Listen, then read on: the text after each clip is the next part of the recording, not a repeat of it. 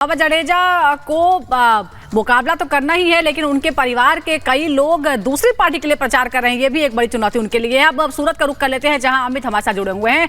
अमित, हमने देखा है कि सूरत जो है वो किस तरह से वफादारी निभाता रहा है बीजेपी के साथ। उसने जीएसटी, नोटबंदी सब कुछ झेल लिया, फिर भी बीजेपी का साथ दिया। लेकिन कोविड के हालात जो हैं, क्या ऐसे वो जो गुजरा है सूरत के लोगों पर, हमने देखा कि हजारों की तादाद में यहाँ से पलायन भी किया जो कामकाजी लोग यहाँ पर थे, खासतौर पर दूसरे प्रदेश के जो लोग थे। क्या उसके बाद भी जो रिजल्ट है वो दोहराया जा सकेगा यहाँ पर?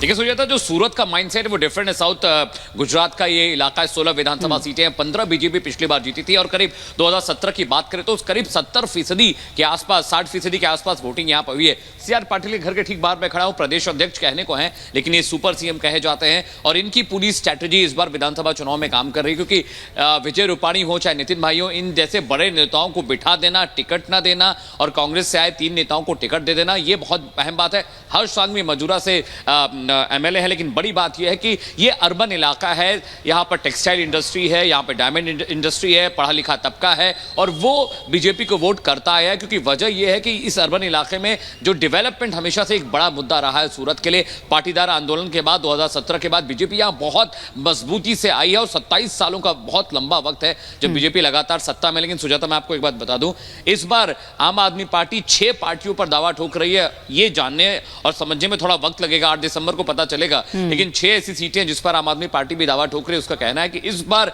सूरत में कायाकल्प हो सकता है, कुछ ट्विस्ट और टर्न आ सकते हैं। लेकिन जो आंकड़े हैं, जो वेव है, वो यही कह रही है कि बीजेपी बहुत मजबूत स्थिति में सूरत में कम से कम है। हर्ष सांघवी से भी हमारी बात करने की कोशिश होगी, सीआर पाटिल भी कुछ वक्त में बाहर आएंगे।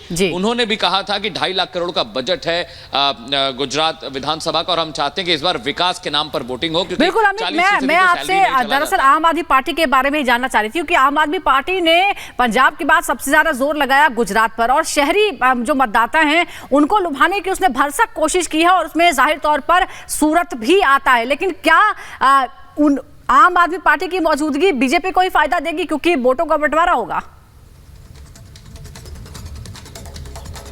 देखिए, मेरी सीआर पाटिल से बात हुई फोन पे, तो उनसे मैंने एक सवाल पूछा। मैंने उनसे कहा कि आप कहते हैं कि आम आदमी पार्टी नहीं है टक्कर में, कांग्रेस कहती है आम आदमी पार्टी टक्कर नहीं, और आम आदमी पार्टी कहती है कि दोनों पार्टियों में सेटिंग हो चुकी है। देखिए समझिएगा सुजाता, 6 ऐसी सीटें हैं जहां पर बीजेपी पिछली बार बहुत कम मार्जिन से जीत कर आई थी और उन्हीं सीटों पर आम आदमी पार्टी दावा ठोक रही है।